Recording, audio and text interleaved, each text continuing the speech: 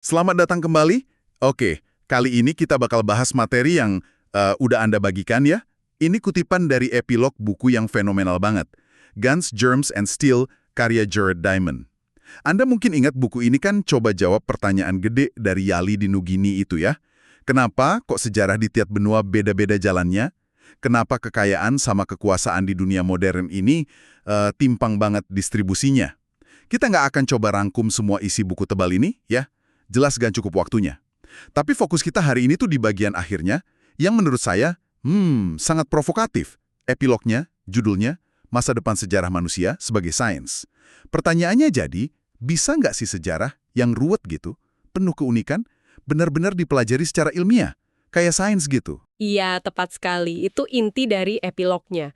Si penulis ini merenung, apa kita bisa ya mendekati studi sejarah manusia pakai metode dan tujuan yang mirip lah sama ilmu-ilmu lain yang mempelajari masa lalu alam, kayak katakanlah geologi atau astronomi evolusioner gitu. Nah, misi kita di sini bisa dibilang buat ngebongkar argumen ini.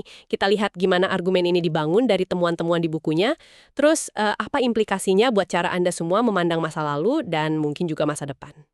Wah, menarik banget ini. Sejarah sebagai sains ya. Oke, mari kita mulai bedah. Sip. Nah, sebelum kita benar-benar nyemplung ke gagasan sejarah sebagai sains itu sendiri, mungkin ada baiknya kita refresh sedikit ya soal kerangka utama yang dipakai penulis buat jawab pertanyaan Yali tadi. Jadi dia itu mengidentifikasi ada 4 kelompok perbedaan mendasar antar benua. Nah, ini yang dianggap akar penyebab kenapa lintasan sejarahnya beda-beda. Poin penting banget nih, perbedaannya itu lingkungan bukan biologis antar ras manusia. Penulis ini sangat tekenin ini buat yang ngebantah pandangan-pandangan rasis gitu. Keempat faktor lingkungan itu kalau dirangkum ya, pertama soal ketersediaan tumbuhan sama hewan liar yang potensial buat didomestikasi. Eurasia tuh, wah beruntung banget, punya banyak calon bagus kayak gandum, padi, terus ada sapi, kuda. Benua lain jauh lebih sedikit. Apalagi setelah banyak hewan besar punah di akhir zaman es kan. Nah ini jadi kunci banget buat munculnya produksi pangan. Kedua, soal tingkat kemudahan penyebaran atau difusi, tapi ini di dalam benua. Faktor geografi sama ekologi ngaruh banget seberapa cepat tanaman, hewan, teknologi, bahkan manusia bisa nyebar di satu benua. Sumbu utama Eurasia kan timur barat tuh. Ini bikin gampang penyebaran di lintang yang sama, soalnya iklimnya cenderung mirip. Beda banget sama Amerika atau Afrika yang sumbunya utara selatan. Rintangannya lebih banyak, terutama soal iklim. Oh iya, jadi karena lintangnya sama, tanaman atau hewan lebih gampang adaptasi ya kalau pindah ke timur atau barat di Eurasia. Kalau utara selatan kan iklimnya berubah drastis. Masuk akal. Betul. Nah, yang ketiga, tingkat difusi antar benua. Seberapa gampang ide atau teknologi nyebrang antar benua. Eurasia sama Afrika itu kan relatif nyambung ya, jadi memungkinkan ada transfer ternak, ide, dan lain-lain. Sebaliknya, Amerika sama Australia itu lebih terisolasi. Jadi, kontribusi dari luar buat perkembangan masyarakat di sana jadi terbatas banget. Terakhir, yang keempat, soal luas, wilayah sama ukuran populasi total. Benua yang lebih luas atau populasinya lebih padat itu kan berarti secara teori lebih banyak calon penemu, lebih banyak masyarakat yang saling bersaing, jadi lebih banyak inovasi yang bisa muncul atau diadopsi. Ada tekanan lebih besar juga buat ngadopsi inovasi biar nggak kalah saing. Jadi intinya nih ya, argumen besarnya kayak bilang kalau peta kekayaan sama kekuasaan dunia sekarang ini tuh semacam gema panjang dari loteri geografis ribuan tahun lalu. Soal benih apa, hewan apa yang kebetulan ada di mana, terus seberapa gampang mereka nyebar gitu. Iya, bisa dibilang gitu kerangka besarnya. Dan kerangka lingkungan inilah yang jadi fondasi buat gagasan dia selanjutnya, soal sejarah sebagai sains. Oke, paham kerangkanya. Sekarang balik ke jantung persoalan di epilog ini. Gimana ceritanya sejarah yang rasanya penuh lika-liku, ada tokoh unik kayak Pizarro naklukin Atahualpa, ada keputusan aneh, perang yang nggak diduga-duga, kok bisa dianggap sains, kayak geologi atau astronomi gitu. Kan rasanya sejarah itu lebih acak, susah ditebak gitu kan. Pertanyaan bagus banget. Dan itu valid, penulisnya sendiri juga mengakui kok.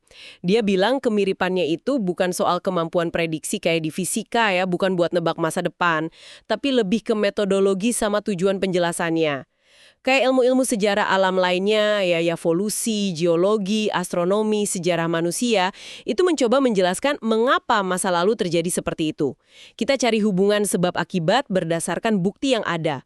Bukan cuma nyeritain apa yang terjadi, tapi kenapa itu terjadi. Fokusnya di penjelasan kausalitas. Tentu aja tantangannya unik dan berat banget. Pertama, kita nggak bisa bikin eksperimen di lab. Nggak bisa kita puter ulang Perang Dunia II terus kondisinya diubah dikit gitu kan, nggak mungkin. Kedua, kompleksitasnya tuh wah luar biasa. Masyarakat manusia itu variabelnya nggak kehitung, saling terkait, terus penuh sama feedback loops.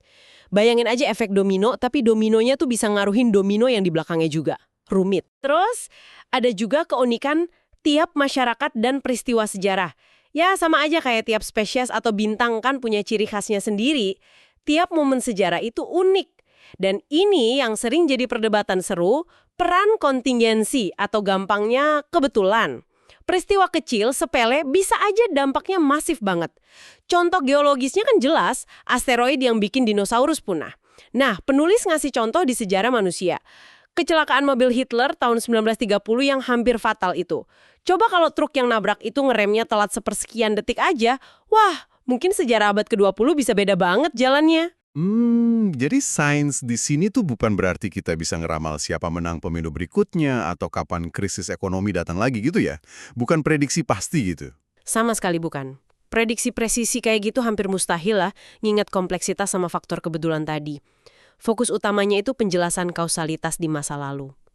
Ilmuwan sejarah dalam pandangan ini, kerjanya tuh kayak detektif. Dia bikin hipotesis, dugaan, tentang penyebab suatu peristiwa atau pola sejarah. Terus, hipotesis itu diuji pakai bukti-bukti yang ada. Bisa dari arkeologi, linguistik, data iklim purba, bahkan data genetika sekarang ini. Kalau ada bukti baru muncul, ya hipotesisnya bisa direvisi lagi. Metodenya itu ya lewat observasi yang teliti, perbandingan yang sistematis, sama memanfaatkan apa yang dia sebut eksperimen alami sejarah. Eksperimen alami, maksudnya gimana tuh? Contoh bagusnya ada di bagian awal buku. Dia bandingin perkembangan masyarakat di pulau-pulau Polinesia. Kan leluhurnya sama tuh orang Polinesia. Tapi mereka nyebar ke pulau-pulau yang lingkungannya beda banget. Ada yang pulaunya gede, ada yang kecil, iklimnya beda, sumber dayanya beda, tingkat isolasinya juga beda.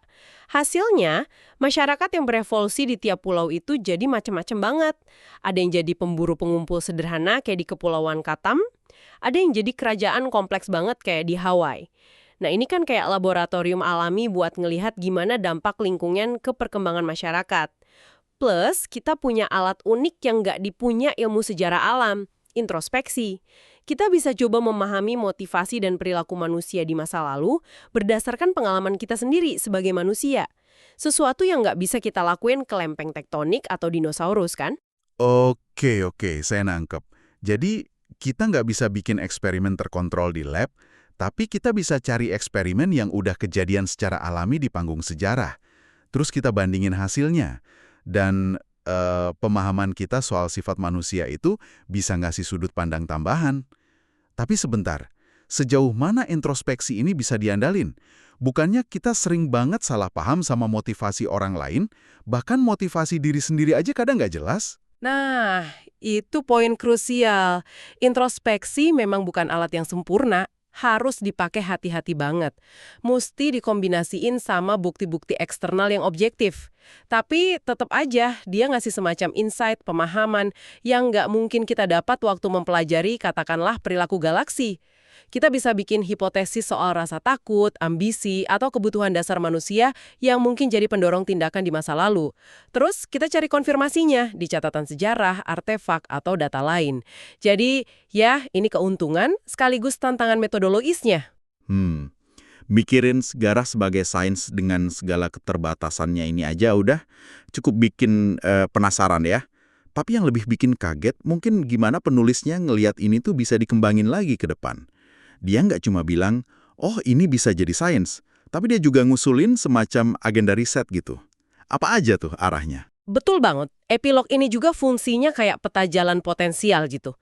Ada beberapa arah utama yang dia usulin. Pertama, melanjutkan proses kuantifikasi faktor-faktor kunci. Maksudnya, ngumpulin lebih banyak data dalam bentuk angka, data numerik, buat memperkuat atau nguji peran keempat faktor lingkungan tadi. Misalnya, ngitung lebih presisi lagi, berapa sih jumlah spesies mamalia besar yang bisa didomestikasi di tiap benua, kayak yang ada di tabel 9.2 di buku. Atau jumlah spesies sereal liar yang potensial, tabel 8.1. Atau mungkin ngembangin model kuantitatif buat nguji dampak orientasi sumbu benua tadi ke kecepatan difusi. Intinya, makin kuantitatif, makin bisa diuji secara objektif. Arah kedua, dia usulin buat menerapkan kerangka kerja lingkungan ini pada skala yang lebih kecil. Bisa skala geografis yang lebih sempit atau rentang waktu yang lebih pendek. Pertanyaan klasik banget nih. Kenapa Eropa yang dulunya bisa dibilang terbelakang dibanding peradaban bulan sabit subur atau Tiongkok, kok akhirnya bisa nyalip dan mendominasi dunia modern? Nah, penulis nawarin hipotesis yang lagi-lagi basisnya lingkungan. Buat kasus bulan sabit subur, dia nunjuk ke kerusakan lingkungan dini. Deforestasi, erosi tanah, terus salinisasi gara-gara irigasi di iklim kering, itu semua ngerusak basis pertanian mereka. Akibatnya, pusat inovasi dan kekuasaan geser ke tempat lain. Salah satunya ke Eropa yang iklimnya lebih basah dan mungkin lebih tahan banting secara ekologis. Wah, itu pengingat yang kuat banget ya. Gimana keunggulan itu bisa sementara dan rapuh banget sifatnya. Apalagi kalau nggak dikelola secara berkelanjutan. Ngeri juga ya. Persis. Terus dia bandingin juga Tiongkok sama Eropa. Di sini geografis fisik main peran gede banget. Tiongkok itu kan garis pantainya relatif lurus ya, terus punya dataran luas yang disatuin sama sungai-sungai gede kayak Huanghe dan Yangtze. Ini bikin Tiongkok cenderung lebih gampang bersatu secara politik sepanjang sejarahnya. Sebaliknya, Eropa itu terfragmentasi banget. Garis pantainya berliku-liku, banyak semenanjung, banyak pulau, terus ada pegunungan tinggi kayak Alpen, Pirenea yang misah-misahin wilayah. Sungainya juga cenderung lebih pendek dan nggak nyatuin seluruh benua. Nah, menurut hipotesis Diamond nih, fragmentasi Eropa ini justru malah jadi keuntungan dalam jangka panjang. Kenapa? Karena ini mendorong munculnya banyak negara atau pusat kekuasaan yang independen. Mereka ini saling bersaing. Kalau satu kerajaan nolak ide baru, contoh klasiknya kan penolakan Portugal sama proposalnya Columbus, si penemu ini bisa nyebrang aja ke negara tetangga, cari dukungan di Spanyol atau Prancis.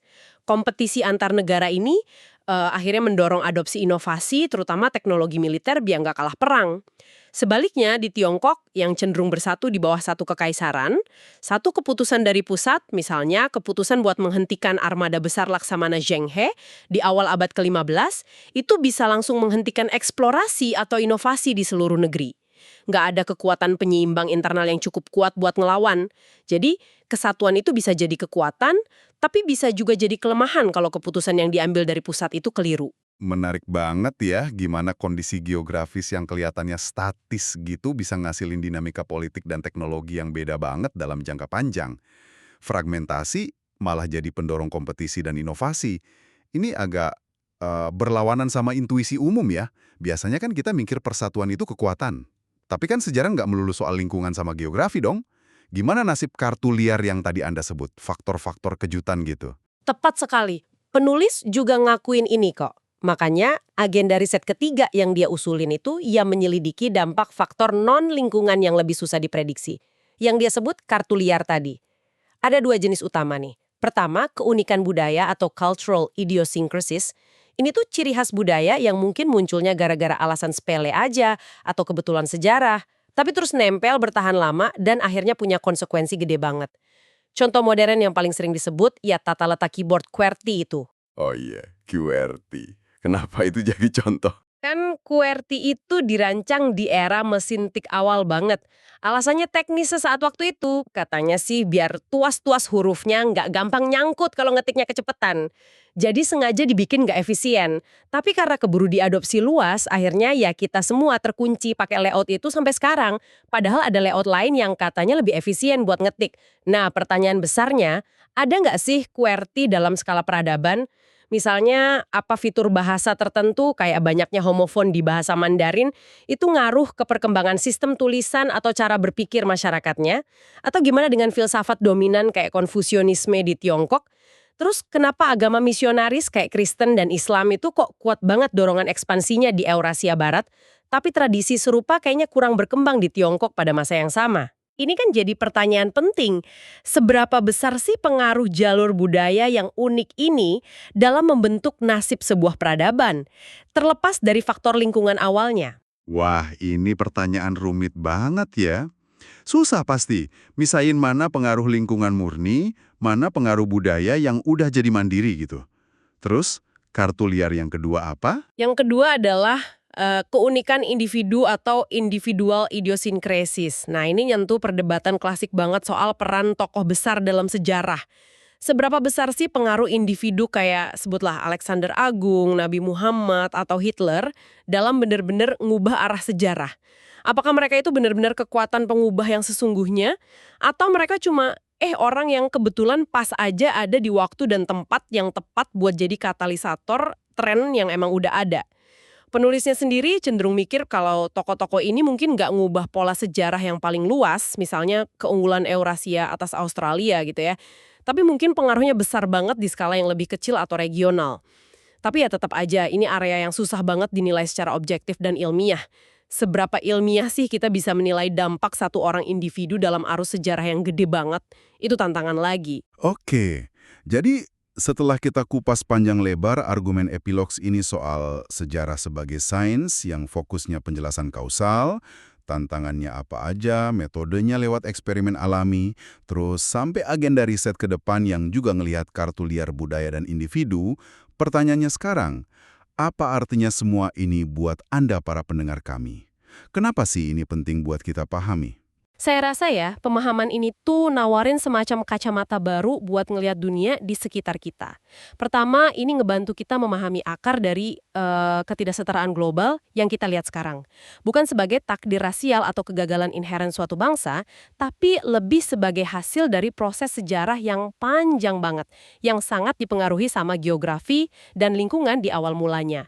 Ini bisa ngebongkar penjelasan-penjelasan yang terlalu simplistis dan terserang berbahaya, kayak penjelasan berbasis ras. Iya, setuju banget. Ini ngasih alternatif penjelasan yang kuat buat ngelawan narasi-narasi soal superioritas rasial yang sayangnya kadang masih muncul ya. Jadi ini bukan soal takdir, tapi soal memahami gimana kondisi awal dan proses penyebaran itu membentuk kemungkinan-kemungkinan yang beda di tiap tempat. Betul. Terus yang kedua, ini jadi pengingat buat kita semua bahwa keunggulan itu nggak ada yang permanen. Contoh kasus bulan sabit subur tadi, yang kehilangan keunggulan awalnya gara-gara faktor lingkungan, itu pelajaran berharga banget. Jadi memahami dinamika antara lingkungan jangka panjang, kecepatan difusi ide dan teknologi, tingkat kompetisi antar masyarakat, plus faktor-faktor tak terduga dari budaya dan individu, itu jadi relevan banget di dunia kita yang sekarang ini, yang terus berubah dan makin saling terhubung. Kita nggak bisa cuma ngandelin kejayaan masa lalu aja. Jadi intinya gitu ya. Gagasan dari epilog Guns, Germs, and Steel ini ngajak kita buat coba memahami sejarah manusia dengan segala keunikan dan keruwetannya sebagai sebuah proses besar yang mungkin bisa dianalisis. Mirip-mirip lah caranya ilmuwan mempelajari sejarah bumi atau sejarah kehidupan. Fokusnya itu diidentifikasi faktor-faktor skala besar, terutama lingkungan yang kayaknya ngebentuk panggungnya gitu. Nah, di atas panggung itulah drama sejarah, termasuk peran budaya dan individu, dimainkan. Antara kekuatan lingkungan, jangka panjang yang polanya bisa kita identifikasi, sama kartu-kartu liar yang nggak terduga kayak inovasi budaya atau tindakan individu yang berpengaruh. Pertanyaannya adalah, seberapa besar sih masa depan kita itu sebenarnya udah ditentukan oleh warisan masa lalu yang dalam banget ini, dan seberapa besar ruang yang tersisa buat perubahan yang benar-benar baru yang nggak terduga. Dari semua faktor yang tadi kita bahas, lingkungan, difusi, kompetisi, budaya, individu, faktor mana ya yang menurut Anda bakal jadi paling krusial buat ngebentuk babak selanjutnya dari sejarah manusia di planet ini? Nah, itu mungkin sesuatu yang bisa Anda renungkan lebih lanjut.